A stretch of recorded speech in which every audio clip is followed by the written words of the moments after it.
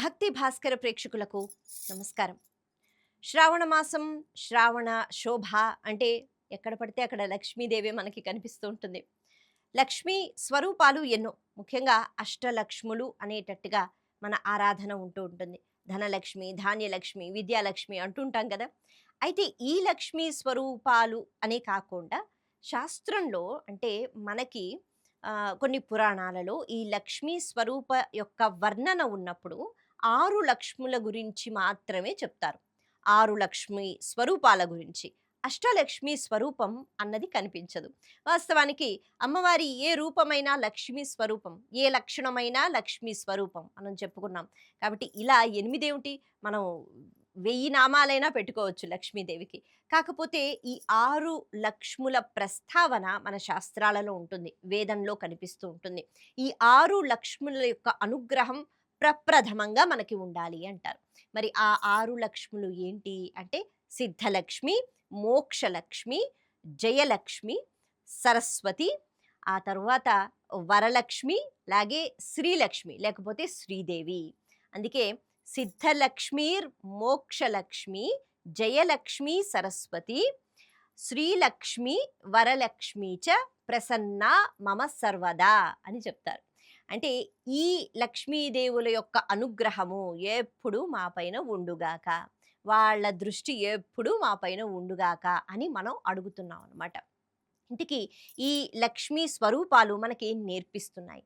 ఎంతసేపు మనం ఓహో ఆరుగురున్నారా, సరే 8 మంది ఉన్నారా, వాళ్ళని రకరకాలుగా మనం కోరికలు కోరేద్దాం అన్నట్టుగా కాదు. ఆ స్వరూపం మనకేం చెప్తోంది, ఏం నేర్పిస్తోంది తెలుసుకుని అప్పుడు మనం వరాలను అడగగలగాలి. సరే, ముందుగా సిద్ధలక్ష్మి. సిద్ధలక్ష్మి అంటే సిద్ధింప చెయ్యటము. మనం వినాయక స్వరూప ఆరాధనలో కూడా సిద్ధి అనే పదం వింటూ ఉంటాం. సిద్ధి, బుద్ధి. ఏ బుద్ధి అయితే భగవంతుడు మనకి ఇస్తాడో అది ఎప్పుడు కలకాలం అంటే మనం బ్రతికి ఉన్నంత వరకు ఆ బుద్ధిని ఉపయోగించగలగాలి. అలా సిద్ధింపచేయి భగవంతుడా అని అడుగుతున్నాం అనమాట. సిద్ధి అనేటప్పటికీ ఏ కార్యం చేసినా అందులో చక్కగా మన దృష్టి ఉండటము, మన శ్రద్ధ పెట్టి మనం చెయ్యటము, మనం కష్టపడి చెయ్యటం. ఎందుకంటే ఏ పని కూడా అంత తేలికగా అవుతుందా?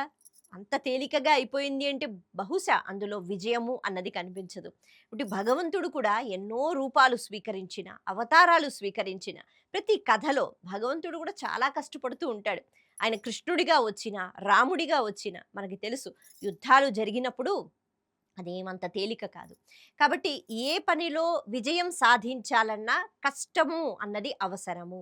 ఓర్పు అన్నది అవసరము. అలాగే మంచి ఆలోచనలు అవసరము. ధర్మము అవసరము. వీటన్నిటిని పట్టుకుని మనం ఏ పని అయినా చెయ్యాలి.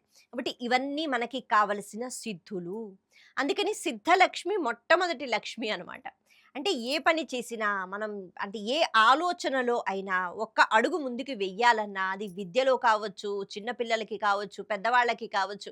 సరే, ఏ ఉద్యోగము లేదు, ఇంట్లో కూర్చుని ఉన్నా ప్రతిరోజు ఏదో ఒక ఆలోచన చేస్తాం కదా! ప్రతిరోజు మాట్లాడుతూ ఉంటాం కదా! కాబట్టి మనము చేసే ప్రతి పని అక్కడ లక్ష్మీదేవి యొక్క అనుగ్రహం సిద్ధి రూపంలో అంటే సిద్ధింప చెయ్యాలి. ఏ కార్యం అయితే మంగళత్వం కోసం మనం చేస్తున్నామో దానివల్ల చుట్టూ అంతా కూడా శుభం జరగాలి. కొన్ని పనులుంటాయి, ఇది కేవలం మన కోసమే అని స్వార్థం కోసం చేసుకుంటూ ఉంటాం. మరి కొన్ని అలాగే చెయ్యాలి, తప్పదు. కానీ ఒక్కొక్కసారి మనం చేసే పనులలో మనకి మాత్రమే మేలు జరుగుతుంది. అవతల వాళ్ళు ఎంత ఏడ్చినా పర్వాలేదు, వాళ్ళెంత బాధపడినా పర్వాలేదు, వాళ్ళని బాధ పెట్టినా నేను పర్వాలేదు, కానీ నా పని మాత్రం ముఖ్యము అని మనం అనుకుంటాంగా. మరి అటువంటివి సిద్ధింప చెయ్యదు అమ్మవారు. అంటే అలాంటి ఆలోచనలు కూడా రాకూడదు. మనం చేసే ప్రతి పని అందులో శుభం ఉండాలి. ఆ శుభం జరిగేటట్టుగా అమ్మ సిద్ధింప చెయ్యాలి. అలాగే ఆ పనికి 2 రకాల ప్రయోజనాలు ఉండాలి. ఒకటి మనకెలాగో ప్రయోజనం, ఇంకొకటి సమాజ శ్రేయస్సు కోసం కూడా. లేకపోతే మనము ధర్మం వైపు వెళ్ళిపోయేటట్టుగా మనకి ఆ పని ద్వారా మరింతగా ధర్మం వైపు ఆసక్తి కలిగేటట్టుగా. ఈ ధర్మము అన్నది నిజంగా చాలా కష్టమైన పదం. ఎందుకు అంటే ధర్మ, అర్థ, కామ, మోక్షములు వీటిలో ధర్మాన్ని పట్టుకుని అర్థము అంటే మనం డబ్బు సంపాదన, మన సంపాదన ఒక్క పైసా అయినా ధర్మంతో ఉంటే పర్వాలేదు. కామము కోరికలు, మనసులో పుట్టే కోరికలు ధర్మంతో పట్టుకుని ఉంటే పర్వాలేదు. ప్రతి దాన్ని కూడా ఇది కోరిక కాదు, కోరకూడదు అని భగవంతుడు ఎప్పుడు అనడు. కొన్ని కావాలి కదా మనకి. కాబట్టి అవన్నీ ధార్మికమైన కోరికలు. ఇలా ధర్మంతో పట్టుకుంటేనే చిట్ట చివరికి మోక్షం వస్తుంది. ఆ ధర్మాన్ని పట్టుకుని ఉండగలగడం అది నిజంగా అసలైన సిద్ధి. కాబట్టి ఏ పని చేసినా దానికి లోక కళ్యాణం అనేటట్టుగా ఒక ప్రయోజనం ఉంటూ, మనకి కూడా మంచి జరిగేటట్టు, ముఖ్యంగా మనం ధర్మాన్ని విడిచిపెట్టకుండా ఉండేటట్టు సిద్ధలక్ష్మి చూసుకోవాలి అని మనం అమ్మని అడగాలట. ఇక మోక్షం. మోక్షలక్ష్మి అంటే ఏమిటి? ఈ మోక్షం అనే పదం ఎప్పుడు వింటూ ఉంటాం మనం సాధారణంగా. అంటే మనం చనిపోయిన తరువాత మనకి మోక్షం వస్తుంది, లేకపోతే లేదు. అది చాలా కష్టమైనది అని అనుకుంటూ ఉంటాం. అందరికీ మోక్షం రాదు. మళ్ళీ మళ్ళీ పుడుతూనే ఉంటాం. కానీ ఇక్కడ మోక్షలక్ష్మి అంటే కేవలం మోక్షం అంటే మనం వెళ్ళిపోయిన తర్వాత మన పరిస్థితి ఏంటి అన్నది కాకుండా పట్టు, విడుపు అనే పదాలు వింటూ ఉంటాం. ఎంతవరకు పట్టుకోవాలి? ఎప్పుడు విడిచిపెట్టగలగాలి? వైరాగ్య భావన అన్ని వస్తువులపైన, అన్ని పరిస్థితులపైన కూడా ఉండగలగాలి. లేదంటే ఏదైనా విపరీతమైన మమకారంతో ఒక వస్తువునో, లేకపోతే ఒక మనిషినో, ఒక పరిస్థితినో పట్టుకుని ఉంటే ఇవన్నీ మారుతూ ఉంటాయిగా. ఎప్పుడూ ఆనందంగా ఉండలేం. కొన్ని నెలలు ఆనందంగా నవ్వుకుంటూ ఉంటాం. ఏమో ఒక్కొక్కసారి ఒక కష్టం మీద పడుతూ ఉంటుంది. అటువంటి సమయంలో నాకు ఈ పరిస్థితి వద్దు, నేను పారిపోతాను అని కోపంతో, ద్వేషంతో చుట్టూ ఉన్న వాళ్ళని తిడుతూ, మనం బాధపడుతూ ఉండకుండా కావలసిన శక్తిని పొందుతూ మనం ధైర్యంగా ముందుకి వెళ్ళిపోతూ ఉండాలి. కాబట్టి ఇక్కడ మోక్షము అంటే ఏది ఎంతవరకు పట్టుకోవాలో దాన్ని పట్టుకుని ఎప్పుడు విడిచిపెట్టాలో అప్పుడు విడిచిపెట్టేయాలి. శ్రీరామచంద్రమూర్తిని పిలిచి రేపే నీకు యువరాజు పట్టాభిషేకం చేస్తాను వెళ్ళు. వెళ్ళి చక్కగా నువ్వు అంటే ఒక్క పూట భోజనం చేసి బ్రహ్మచర్యాన్ని పాటించు అని అన్న వెంటనే సరే అని వెళ్తారు. మళ్ళీ పిలుస్తారు. లేదు లేదు మన్నాడేమైంది ఆయన వనవాసానికి వెళ్ళిపోవాలి. అయ్యో మరి నిన్న ఇలా చెప్పారు కదా అని ఏడుస్తూ కూర్చున్నారా? నేను ధర్మాన్ని పాటిస్తున్నాను. నాన్నగారు చెప్పిన మాటని నేను పాటించగలుగుతున్నాను. ఇంతకన్నా ఏం కావాలి? అని చెప్పి ఆయన ఆ ఆశ అన్నది లేకపోతే ఆ భావన అన్నది, ఆ పరిస్థితి అన్నది అక్కడికి విడిచిపెట్టేశారు. తర్వాత ఏం పట్టుకున్నారు? ధర్మం పట్టుకున్నారు. అంటే ఇప్పుడు ఆయన ఎలా ప్రవర్తిస్తే ఆయన ధర్మం పోదో అది పట్టుకున్నారు. కాబట్టి మోక్షము అంటే విడిచిపెట్టగలగాలి. చాలా సందర్భాలలో ధర్మం కోసం సంతోషాన్ని విడిచిపెట్టాలి. సత్యం మాట్లాడడం చాలా కష్టం.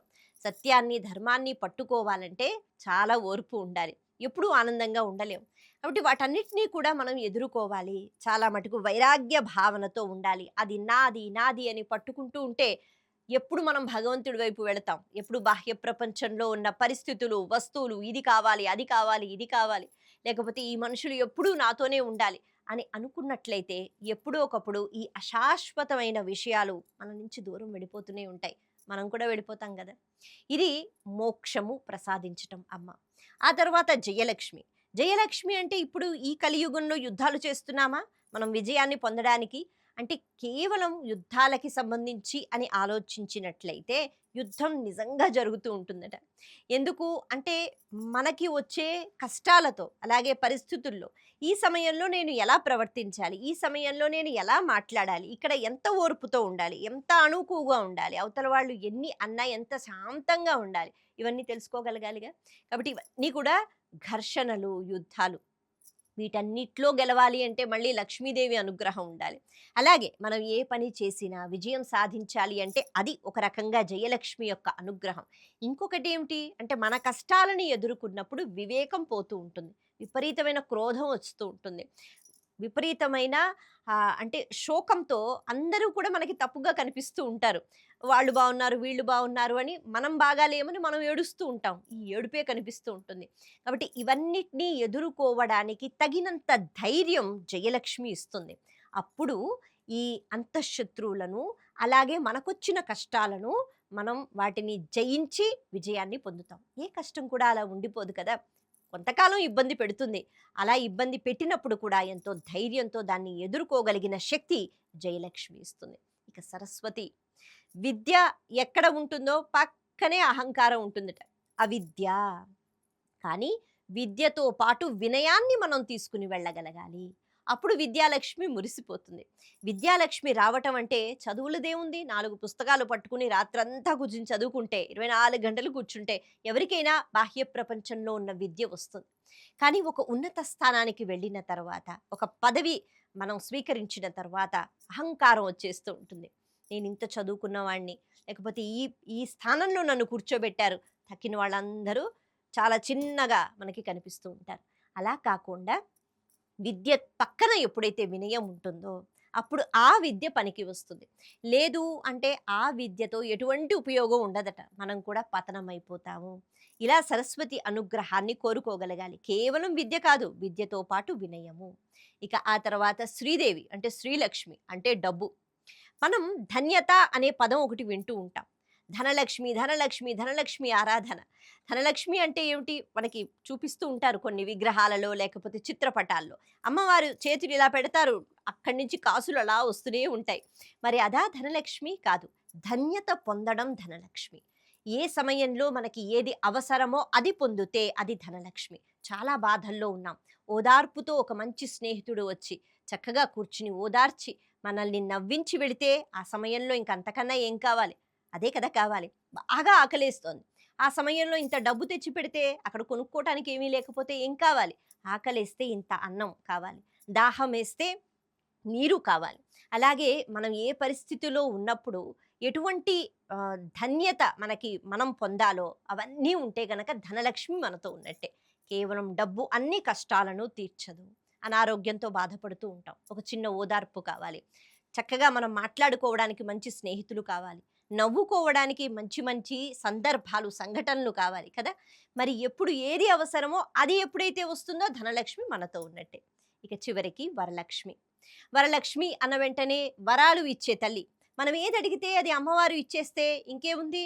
అన్నీ తీరిపోతాయి నిజమే. కానీ మనిషిగా తరించిపోతామా? లేదు. చాలా కోరికలు మనం కోరుతూనే ఉంటాం.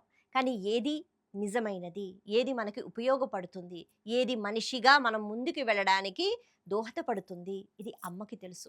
అందుకే అమ్మ ఏది ఇచ్చినా సరిగ్గా ఇస్తుంది. ఒకవేళ ఇవ్వకపోతే బాధపడకూడదు. మనము ఏ మార్గంలో వెళుతున్నామో అది తప్పు అని తెలుసుకుని వేరే మార్గం అమ్మ ఏదైతే చూపిస్తుందో దానిలో వెళ్ళటం మంచిది. కాబట్టి వరలక్ష్మి అంటే అమ్మ ఇచ్చే వరాలు ఏవైతే ఉంటాయో అవి మనం మనిషిగా తరించిపోవడానికి తల్లి నువ్వు నాకు వరాలు ఇవ్వు అని కోరుకోవాలే గాని బాహ్యలోకంలో ఏవైతే ఆకర్షణీయంగా కనిపిస్తాయో అవన్నీ కావాలి అనే వరాలు మనకి వద్దు. అవి వస్తాయి, శాశ్వతం కాదు కాబట్టి వెళ్ళిపోతూ ఉంటాయి. శాశ్వతమైనది చక్కగా ప్రశాంతమైన మనసుతో జీవుడు తరించిపోవడము. వెళ్ళిపోయేటప్పుడు ఏమి పట్టుకుని వెళ్ళం కదా! అటువంటి వరాన్ని వరలక్ష్మి ఇవ్వాలి అని కోరుకోవాలి. అందుకే మన శాస్త్రము ఈ లక్ష్ముల ప్రస్తావన చెప్పింది. మరొకసారి మనం మననం చేసుకుంటే సిద్ధలక్ష్మి, మోక్షలక్ష్మి, జయలక్ష్మి, సరస్వతి, అలాగే శ్రీలక్ష్మి, చివరికి వరలక్ష్మి. ఈ లక్ష్ముల అనుగ్రహాన్ని ఈ రూపంలో మనం అడిగే ప్రయత్నం చేద్దాం. నమస్తే.